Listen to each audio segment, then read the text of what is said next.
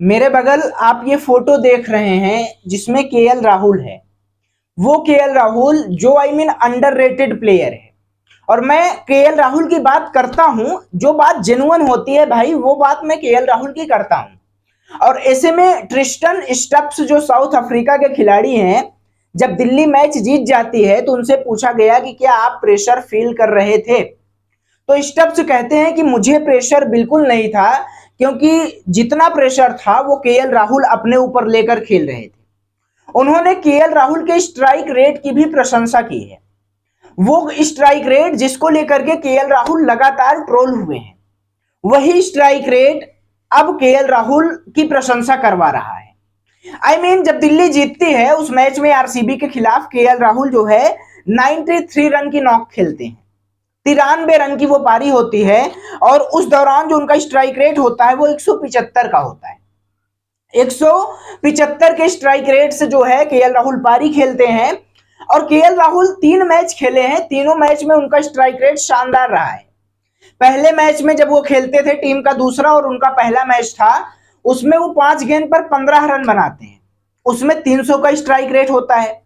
जब वो दूसरा मैच खेलते हैं चेन्नई के खिलाफ तो 51 बॉल पर 77 रन बनाते हैं, उसमें 150 का स्ट्राइक रेट होता है। वो तीसरा मैच खेलते हैं आरसीबी के खिलाफ तो वो 93 रन की पारी खेलते हैं 53 बॉल पर। और ये तब होता है जब 40 गेंद पर 55 रन बनाए होते हैं और उसके बाद की 13 गेंदों पर वो शानदार 40 रन बना लेते हैं। आप समझिए कि कितने तगड़े से ये खिलाड़ी खेलता है। और अगर मैं इसके ओवरऑल परफॉर्मेंस की बात करूं तो यार ये अभी तक 5 टीमों से खेल चुका है। ये बंदा जो मेरे बगल दिख रहा है, ये इनोसेंट सा दिखने वाला बंदा 5 टीमों से खेल चुका है। आरसीबी है, हैदराबाद है, पंजाब है, लखनऊ है और अब दिल्ली है। सबके लिए इसने शानदार किया है और अब ये दिल्ली के लिए शानदार कर रहा है। लखनऊ में था तो हमने देखा था, जब जिस ईयर उसने लखनऊ को ज्वाइन किया था 2022, उसमें वो 520 रन बनाता है। और जब वो लास्ट जब वो छोड़ा था तब 520 बनाया था। और जिस ईयर ज्वाइन किया था उसमें 600 से ज्यादा रन, आई थिंक 616 रन थे। अब आप समझिए कि कितना बेहतरीन ये बल्लेबाज है। बल्लेबाज तो बेहतरीन है, हाँ ये अलग बात है कि उस समय स्ट्राइक रेट का मसला था। वो जो जेन्युइन बातें हैं वो मैं आपको बताऊंगा। जब केएल राहुल लखनऊ से निकाले गए तो रियल में ये मैटर था, ये मसला था, क्योंकि केएल राहुल जो है उस हिसाब से बल्लेबाजी नहीं कर पा रहे थे। प्रेशर लेके खेल रहे थे, आउट हो जा रहे थे, लास्ट तक जा रहे थे, टीम आउट, मैच हार जा रही थी, ये सब चीजें थी।